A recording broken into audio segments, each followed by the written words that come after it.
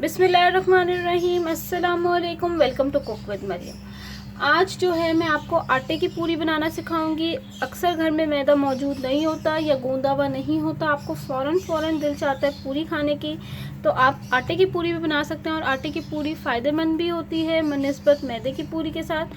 तो नॉर्मल जो घर में आटा होता है, मैं उसी से आपको इतनी ज़बरदस्त फूली हुई पूरी बनाना सिखाऊँगी।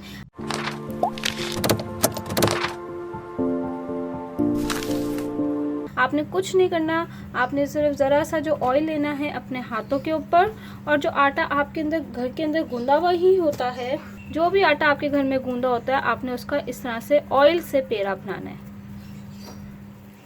ये देखें, इस तरह से आपने पेड़ा रेडी कर लेना है। थोड़ा सा ऑयल लेना है आपने, ये जिसके ऊपर आप बेलते हैं उसके ऊपर आपने इसको लगा लेना है ऑयल को, और आपने बस इसको यूं करके टैप करना है और ऑयल को गर्म करने रख देना है। फुल तेज़ गर्म ऑयल होना चाहिए। तो मैंने ऑयल को गर्म करने रख दिया है, और अब मैं ये देखें सिंपल बेल रही हूँ। बहुत जल्दी ये बन जाती है और टाइम भी नहीं लगता और फ़ायदेमंद भी है। तो बस आपने इसको नॉर्मल जैसे बेलते हैं, पर आपने इसको बेलना एक जैसा है, हर कॉर्नर से एक जैसा होना चाहिए। ये देखिए, एक जैसा मैंने इसको बिल्कुल अच्छा सा बेल लिया है। अगर आपने पूरियाँ बहुत अच्छी बनानी है, उसको अच्छा सा फूलना है, तो फिर आपको एक तो पहली टिप ये है कि आपका जब आप पूरी को बेलेंगे तो वो एक तो इक्वली बेली हुई होनी चाहिए, कहीं से मोटी कहीं से पतली नहीं होनी चाहिए।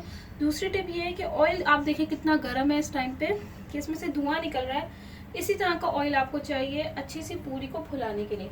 अक्सर आप बाज़ार जब जाते हैं तो आप देखा करें कितनी तेज़ गर्म होता है उनका ऑयल, इसी वजह से उनकी पूरी बहुत अच्छी फूलती है और जल्दी जल्दी बनती है।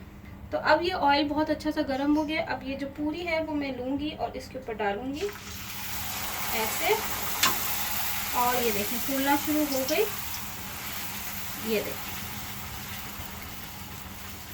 बस यही इसकी अच्छी टिप है कि आपने इसको अच्छा सा गर्म रखना है ऑयल को।